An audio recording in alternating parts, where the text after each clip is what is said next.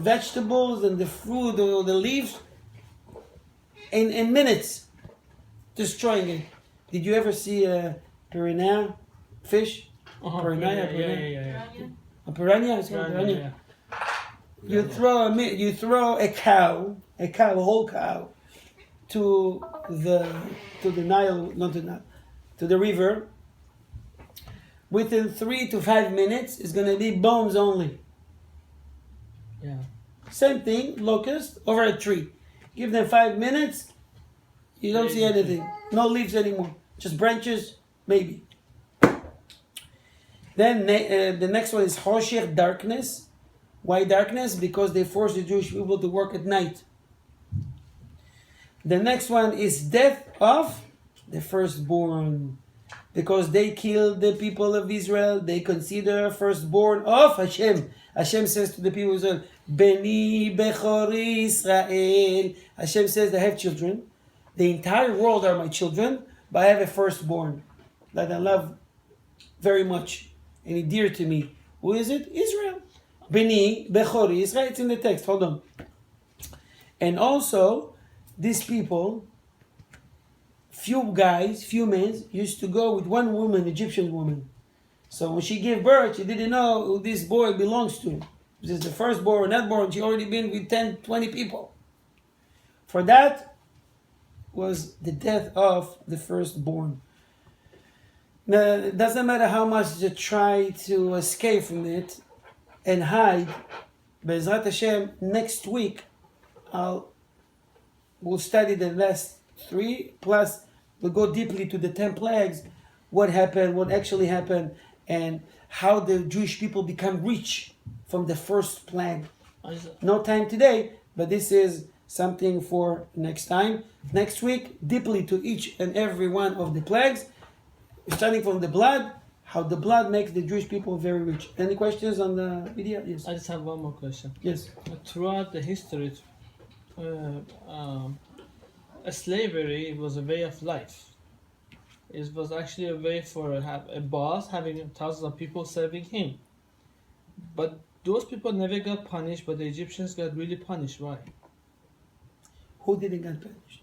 Like, there's always been a slavery throughout the world. You're right.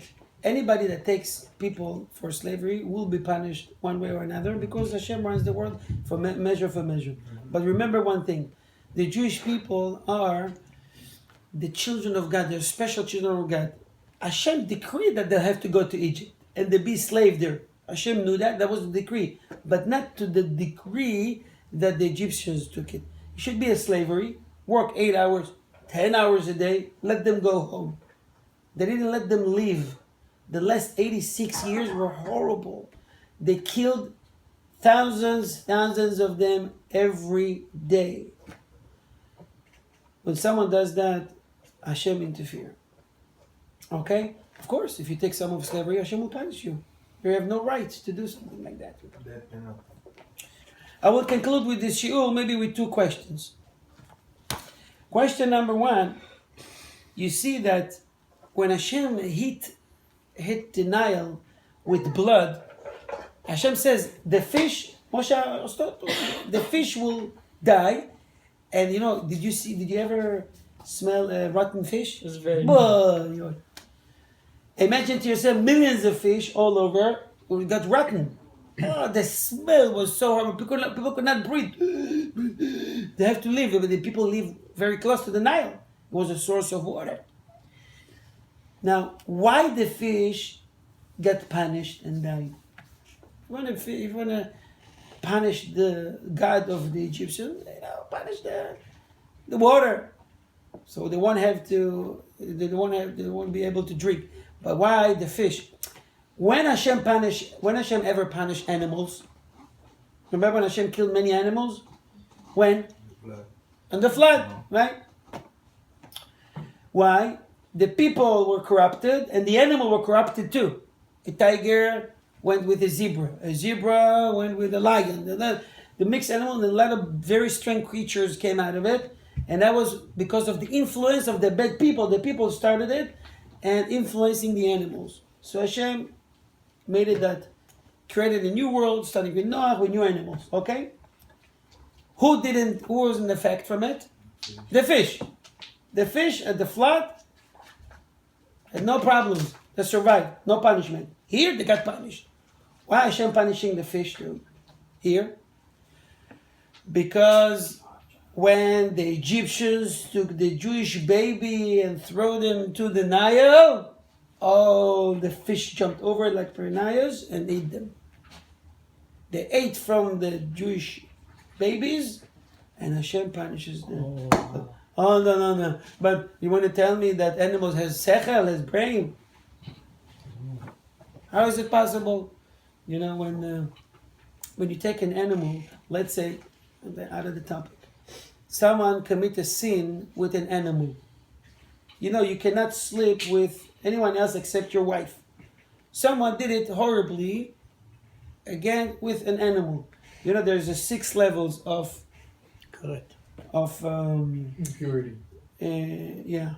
Breaking, transgressing the laws of tzniut in God's eyes. First of all, the guys will go with, number 1 goes with single woman or widow.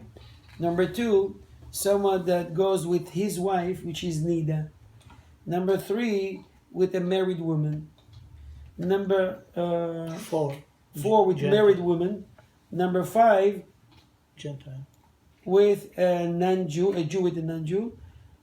Number 6 is, I think I skipped on. The next one is with a man with a man. And It's abomination according to the Torah.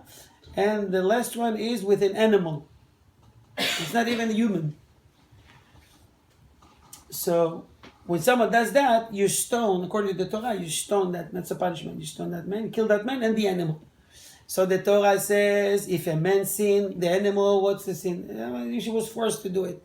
An animal doesn't have sechel, doesn't have brain, can make a decision if he wants it or not. So there are a few reasons, and that the Talmud brings out one of the reasons. So people were never ever said after that, if you kill only the man, this animal lives for 3, 4, 5, 10 years later. And people said, oh, you know this animal? You know Django? You know what he did with this animal? They keep saying it and mentioning that there is a sin and he did it with this animal and so forth and so on.